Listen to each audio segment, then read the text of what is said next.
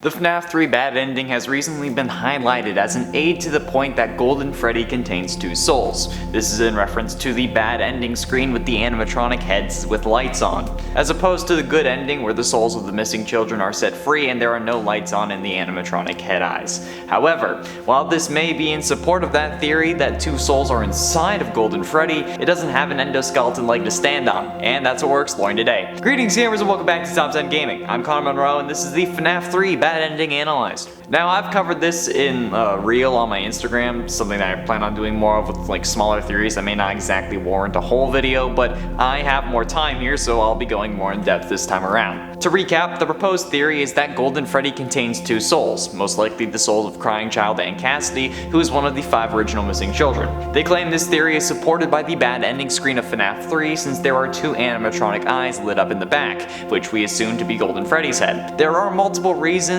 that this would happen without the animatronic being possessed by 2 souls though. Firstly, since the entire head is shrouded in darkness, if only one light was on, it would be difficult to make out a proper shape of the head. Here, I made an example. Here's the FNAF 3 ending as we see it, and here it is if only one eye was lit. It's harder to tell that it's an animatronic head, and the only real indication we have is context clues from there being other heads on the screen, and you definitely can't really see the shape of the nose, so it could have been anyone aside from Chica. But we could probably have thought it was Springtrap since he was the main animatronic of the game, or we could have thought that it was Foxy since the other eye was blocked off like he is here. Also, on a similar note, every other animatronic has some form of light splashing over to their other eye, unless it's blocked like Foxy's. This is most notable on Freddy, who has the other eye slightly lit, Bonnie has a stripe of light in the other eye, and Chica has a little bit of light on the edge. So the fact that the other eye is lit is just due to the spreading of the first light, because that's how light works. Also notice how the light behind Golden Freddy's right eye, well, his left or right, is stronger and has a white spot. This is actually the light itself. The other eye doesn't have this, which means that there's only one light behind the 2 eyes. Let's also take a look at the happiest day minigame, the minigame that you must complete to unlock the good ending and put all the souls to rest. The good ending has all the lights in the animatronic heads completely off, making the head in the back impossible to see, which means that all the souls are at peace, right? Well, if that's true and this soul was put to rest, at least in the context of this game, we only see one soul wearing a Golden Freddy mask at that party. So if there was really 2 souls in the suit, there would still have to be at least one eye lit up in the Golden Freddy head, but that isn't the case. The animatronic is completely off, meaning that the single soul in the suit is at peace. And I know what you're thinking, but we see Golden Freddy torturing William in Ultimate Custom Night. Well, while that may or may not be the case depending on what theories you believe, I'm talking about the context of this game. Remember, FNAF 3 was supposed to be the end of the series. That's why there are 2 endings. This is why there are many questions. But the community was disappointed with the Springtrap jump scare, making Scott feel like he needed to make FNAF 4 where the Crying Child was introduced. FNAF 4's Crying Child didn't exist when FNAF 3 came out, so it's physically impossible for them to also be possessing the Golden Freddy suit in the lore of the FNAF 3 game, when looking at how the series was supposed to end originally. So while it may seem like things were pointing this way,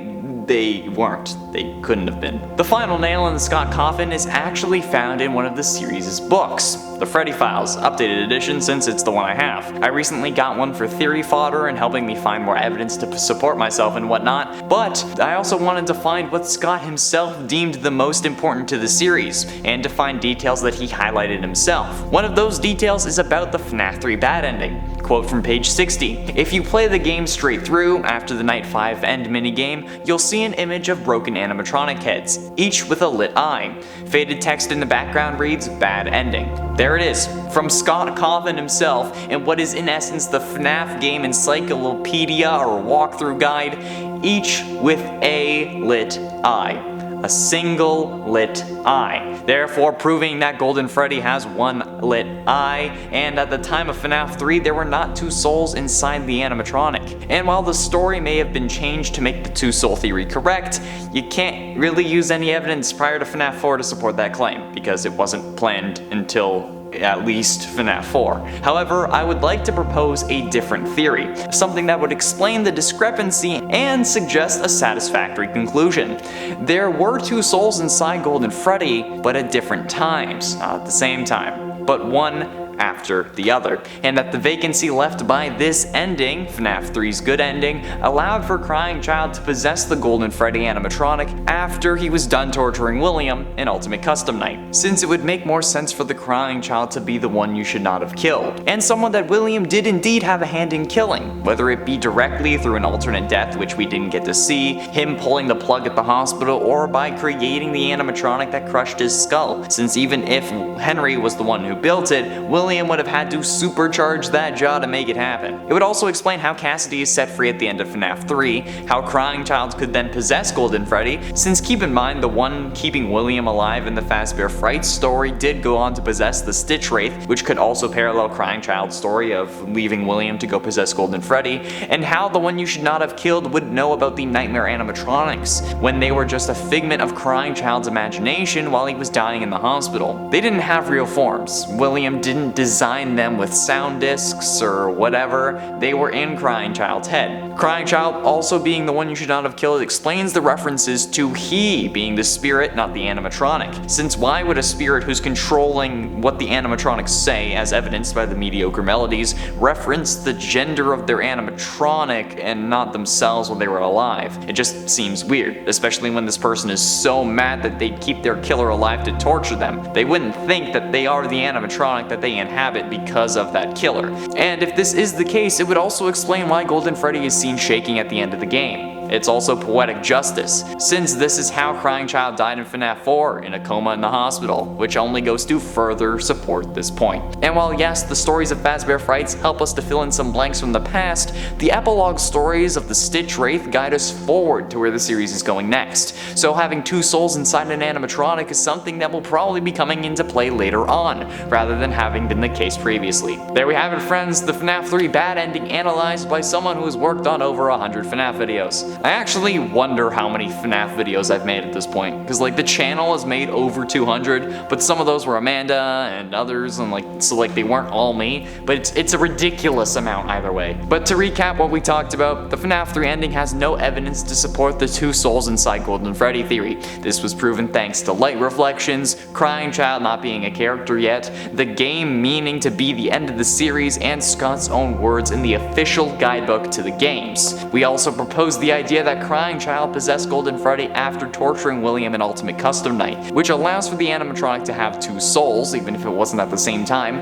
and explains a load of Ultimate Custom Night. It also lets the original crimes to continually play a role in the rest of the series, since all the evidence wouldn't have been burned in FNAF 6 like we previously thought. Overall, it's a good explanation that fills in plenty of holes from the series, and I may make another video going further in depth into more detail, or I may make a series of reels on my Instagram exploring this idea, but I don't know. What did you think of this theory, and do you have anything to add? Be sure you let me know down below. Speaking of comments, let me respond to some from previous videos. Dino Man said that's not his brain, that's his endo. Okay, I've seen multiple people comment this, and I genuinely did not know that Nightmare's endoskeleton was in FNAF VR.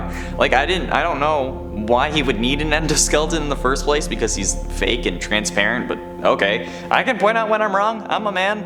I mean, it really does look like a brain though, I feel like we can all agree on that. And from FNAF 4, the endoskeletons had flat heads, so until FNAF VR, he didn't really have an endoskeleton, just saying. Wolfie_animation says, you look like a younger version of PewDiePie. If I could even have like a decimal point of anything that he has, I'd be ecstatic. His content is quality and everyone loves him, for the most part. I probably would have went in harder on T-Series though, but I mean, I can still respect the work he puts in. It's damn impressive, so thank you for the compliment. I hope that one day I can get that kind of thing on YouTube, but like, without the whole controversy thing. You know what I'm talking about.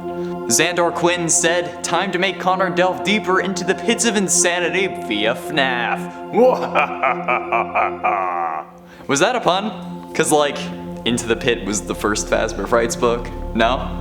Just me relating everything in my life to FNAF? I can't even hear these names anymore without thinking of these FNAF characters. My second college roommate's name was Michael, and I never met him. And he just randomly moved out like a couple months before school ended and never said anything about it. Just left a note telling me to take out the trash, left his stuff in the bathroom, and that was it.